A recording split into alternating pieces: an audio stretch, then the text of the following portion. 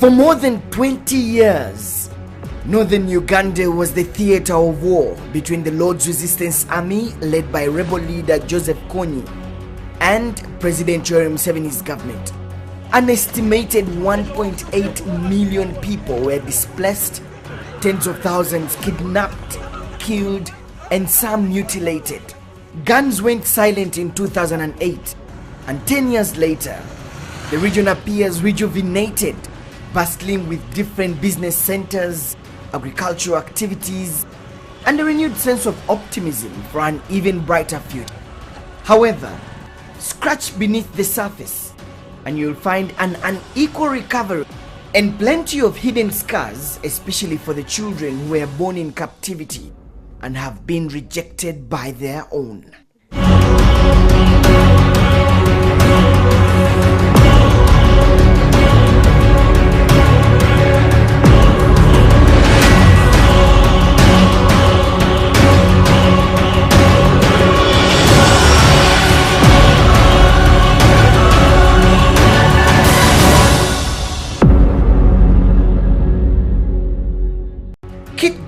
Located in northern Uganda, is one of the districts that was immensely affected by the 20-year LRA insurgency. It is located about 460 kilometers from the capital Kampala, and on average it will take you about 6 hours on the road to get there. My mission here is to tell the story of the children who were born in captivity and how they are coping up with life, some without parents and others commonly referred to as the children of the rebels. The district is dotted with the scars of the 20-year LRA insurgency. As you drive from Acholibu to Kitgum town, the structures of the internally displaced people's camps at the Acholibu junction, where the locals sought refuge during the war, remain standing even though the camp was officially closed. Many were told to go back home, although some preferred to stay, and they now call this home. They say time heals, but the memories of the atrocities that were committed by the LRA scratches the wounds to bleed again, especially for those that lost their loved ones. About 50 kilometers from this point is Kitgum town.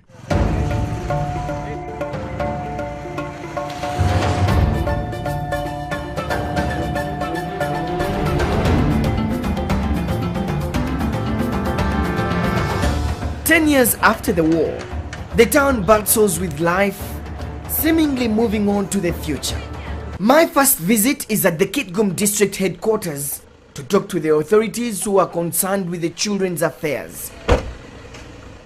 I cannot help but notice the Refugee Law Project, which is also the National Memory and Documentation Center. The center chronicles the various activities of the 20-year LRA insurgency in northern Uganda, as reported by the media, eyewitness accounts, and local leaders. The center is littered with stories and pictures of the tortured and abducted victims, the rebels, and some of the remains of the ammunitions that were used by the rebels, taking you down the memory lane. Perhaps the story that has not been documented at the center is one of the children who were born in captivity years after the war. As I leave the center, my interest is to look out for these children to get an account of how they are living and how they are treated in the society. After making several contacts, I meet Christina Neck, a woman who has endured the pain of abduction, rape, and abuse. She's a mother of 3 children, one of them born in captivity. June 1998, Christina Neck was abducted by the LRA rebels at the age of 11 on her way to the market along with 3 other girls.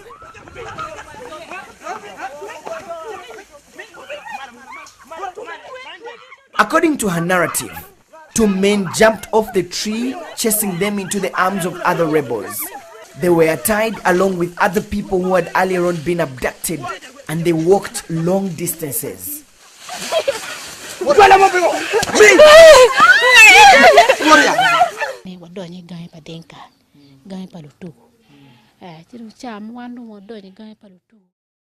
By the time we crossed into Dinkaland, I was too frail to move, and when asked for an option, I was given a male abductee to carry me, but he kept on sexually molesting me.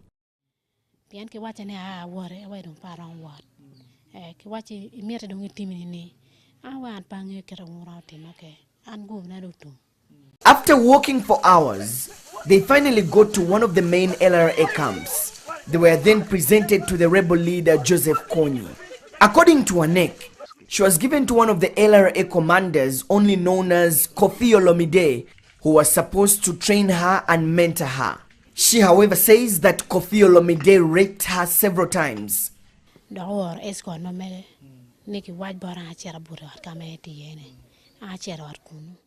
He sent his bodyguard to order me to join him in bed. When I entered his hut, he pointed a gun at me and ordered me to go on his bed. At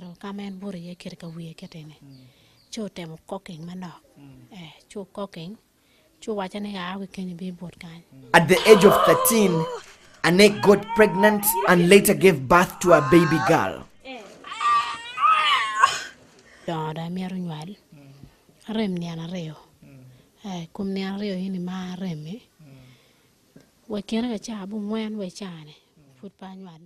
I was in labor for 2 days. They called the commander to take me to the hospital in Juba so that I could deliver from there. He just looked at me and I delivered like an animal.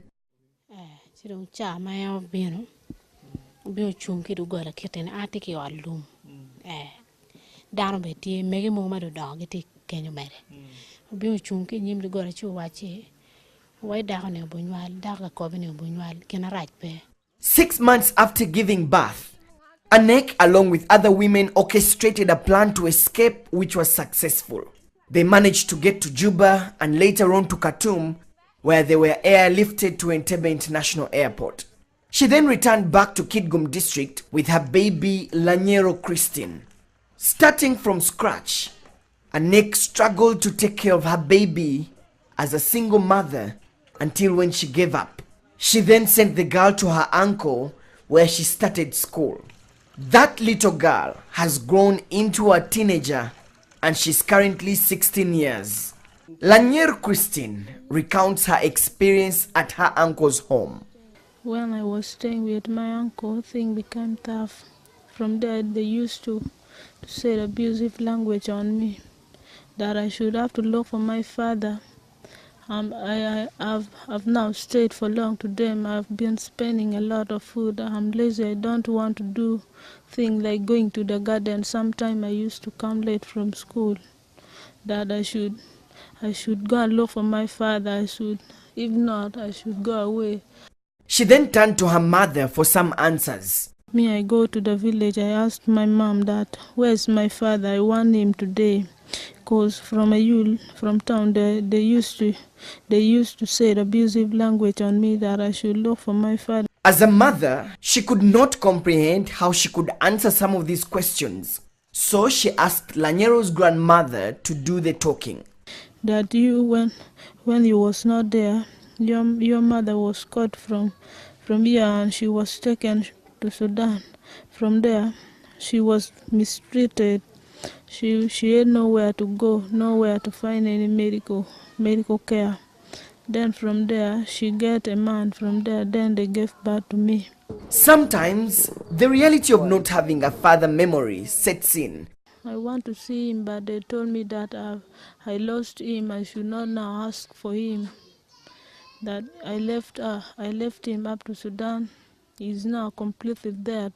I should not ask him forever and ever. Her mother, Anek, got married to another man and has 2 extra children. After a detailed conversation with her husband, Anek now lives with Lanyero along with her new family. As a mother, she struggled to pay school fees for her daughter in primary, and last year she completed her P7, passing with a 2nd grade. Lanyero is now studying at Kitgum Comprehensive College, where she was admitted in Senior 1. We found her in class studying chemistry, which is one of her favorite subjects, since she wants to become a medical officer. I want to become a nurse. Why? Because I like the way they work from the hospital and their dressing style make me to study hard to become like them. Her dream is to study hard so that she can go to some of the best schools in Kampala to complete her education. I want to go to Our Lady of Africa, Kampala. Why? Okay. Why do you like that school? That school is good and is very beautiful. Her dreams may be so far away from becoming reality, considering that her mother's not even finished paying school fees for this term. This is where she wished she had a father to look up to. Sometimes if I'm in school, I first think about him. I say that where is my father? I want to see him, I want to talk to him, I want to go and visit him one day. Sometimes I think I may not sit in the class for 2 hours. I'll be staying out thinking about him because I want to see him. Many of our students are in hostel, but why me walking there? A few miles from school, her mother Lanyero has not given up on hope that she will hustle on for her daughter. She has a vegetable stall at the Kitgum Town Market where she sells tomatoes to raise school fees. Having heard Christina Neck's story, I returned to the district headquarters to get a general understanding about the children born in captivity. Here, I meet the Community Development Officer James Okello Okidi, since he handles the children affairs at the district. According to Okello, there are over 200 children who were born in captivity, although many more still remain unknown. Okello tells me that these children and their mothers are often discriminated among the clan members. According to the Acholi society, a woman who is raped like that is regarded as an outcast in the society. You are supposed to grow up into a proper woman, a girl, and probably married traditionally, as the norms is here. But you find that these people were forcefully taken into relations. They had kids outside a cultural perspective, and they are regarded as outcasts. The women may be regarded as outcasts, but it is even worse for the children. Children in the community regard them as outcasts, olum, they call them olum, or rebels. They are children of the rebels. So naturally they feel that they are not part of the community. And secondly, they say that these children have very rough ways of playing. They play rough games, and they cannot fit in the normal, kind of playing situations around here, which means that they belong to another group of community other than. But it is not only the local community that has rejected and discriminated these children. They are also not considered as Ugandans, since they cannot be registered according to the law. Now, we do birth registration here. By law, a child is supposed to be registered within 90 days from the date of birth. And now these children are born outside the country. The law does not permit us to do that, which means that these children are lost. Probably they may not be entitled to government benefits in future. See? Because their nationality is being questioned. So this is a very big situation. We would like government to really come in, especially the parliament, to look into this matter. The lack of identity for these children born in captivity equally has far-reaching effect when it comes to acceptance by the clan members. The district chairperson Jackson Omona is aware of such cases. He worries that the future of these children could be blurry. Because these children need identity. Culturally, the people actually, if a child is born and whose father is not known, or a child who is born and the father, the biological father, has not undertaken to complete the traditional processes that are required, the payments and all this, this child can be accepted by the uncles. And this child is always brought up and accepted in that particular community and raised up in that community and even given property, given land and settled there as part of the clan. But now with the issue of land, in the minds of people, particularly if the child is a male child, many people, particularly the young people who grew up in IDP camps, who have a disconnect on the cultural values and the systems that used to be there, many times it will become very difficult for them to begin accepting this child. Omona also tells me that there are already measures to ensure that these children are dissolved back into the community through clan engagements. Land in Acholi, by the way, is communally owned, and the land is a property of the extended clan. The members of the clan may individually own certain pieces of land, but the overall management and ownership of this land is in the clan. So that is why I said an entry point to ensure that these children are accepted and probably they are also given property is through the clan. Maria Makirol, the country project manager for PANOS Eastern Africa, is an expert on children rights and welfare. She opines that the first step to identifying solutions to these challenges is to identify the children who were born in captivity. So these are two categories. There are those that returned with their parents. There are those who returned and did not have the opportunity, born in captivity, parent died while still in captivity, and rescued without any of them. So there are these two categories.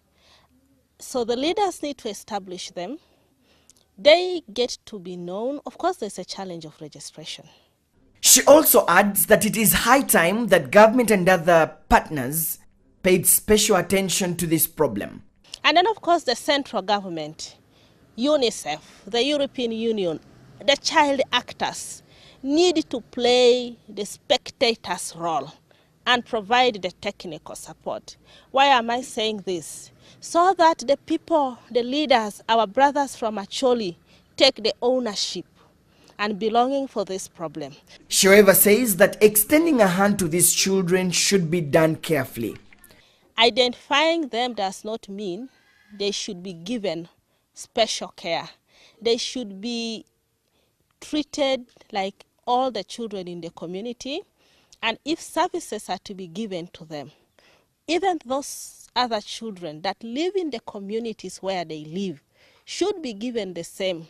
Peter Ogenga, another children's rights activist, also the executive director of the Children of the World Foundation, says that their mothers should be given extra attention. 11, 13 years, going to a man of 20, 40 years.